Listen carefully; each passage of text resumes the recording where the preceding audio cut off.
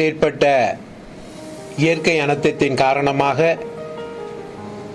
நாட்டிலே 25 மாவட்டங்கள் அதிகமாக பாதிக்கப்பட்ட நிலையிலே 2.2 மில்லியன் மக்கள் பாதிக்கப்பட்டுள்ளதாக தகவல்கள் வெளியாகி இருந்தன.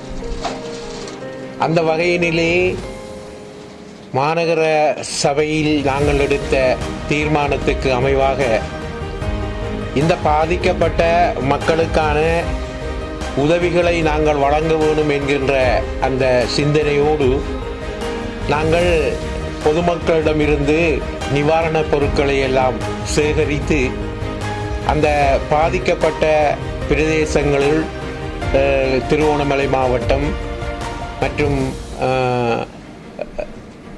பதுளை மாவட்டத்தை சேர்ந்த பிரதேசங்களுக்கு சென்று நாங்கள் அந்த சேகரிக்கப்பட்ட நிவாரணப் பொதிகளை வழங்கியிருந்தோம். பதுளை மாவட்டம் மடல் சீமை பிரதேசத்துக்கு சென்று அங்கே அமைக்கப்பட்டிருந்த ஒரு முகாமில் சென்று நேரடியாக நாங்கள் அந்த நிவாரணப் பொதிகளை நாங்கள் வழங்கியிருந்தோம். அப்பொழுது அங்கே இருந்த அந்த மக்கள் தெரிவித்த கருத்துக்கள், அந்த மக்களின் உறவினர்களை இழந்து தவிக்கின்ற அந்த நிலைகள் எல்லாவற்றையும் நாங்கள் பார்த்தபோது சுனாமியினால் எமது பிரதேசம் முற்றாக பாதிக்கப்பட்டிருந்த நிலையிலே அந்த அனர்த்தத்தை நாங்கள் கொண்டிருந்த அதே தாக்கத்தை நாங்கள் உணரக்கூடியதாக இருந்தது. அதன் அடிப்படையிலே நாங்கள் அவர்களது அந்த தாக்கங்கள், அவர்களது அந்த வாழ்க்கையில் அதுகள் சந்தித்திருக்கிற அந்த இடர்கள் எல்லாவற்றையும் நாங்களும் உள்வாங்கி கொண்டு நாங்கள் அந்த நிவாரணப் பொதிகளை கொடுத்துவிட்டு நாங்கள் திரும்பி இருந்தோம். பிற்பாடு நாங்கள் எமது மாநகர சபை உறுப்பினர்கள் எல்லோரும், நிர்வாகம் எல்லோரும் சேர்ந்து ஒரு தீர்மானத்துக்கு வந்திருந்தோம்.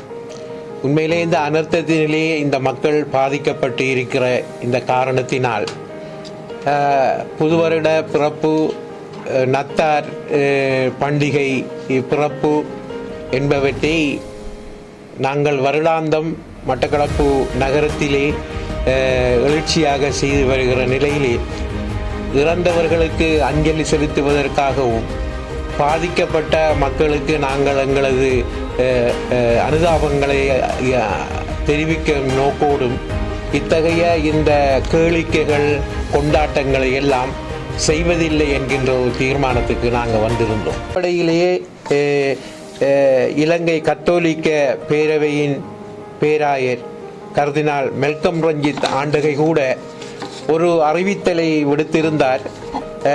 இந்த அனர்த்தத்தினால் பாதிக்கப்பட்ட மக்களின் மீழ்ச்சிக்காக இந்த பண்டிகை காலங்கள், கிறிஸ்மஸ், இயேசுபாலன் பிறப்பு போன்ற இந்த கிறிஸ்மஸ் பண்டிகையில் நீங்கள் வீணான களியாட்டங்கள் மற்றும் ஏனைய வீண் செலவுகளை எல்லாம் செய்யாமல் அந்த பணங்களை இந்த பாதிக்கப்பட்டவர்களின் வாழ்வின் எழுச்சிக்கும் மீழ்ச்சிக்கும் உதவுமாறு என்கின்ற ஒரு கோரிக்கையை கூட அவர் விடுத்திருந்தார்.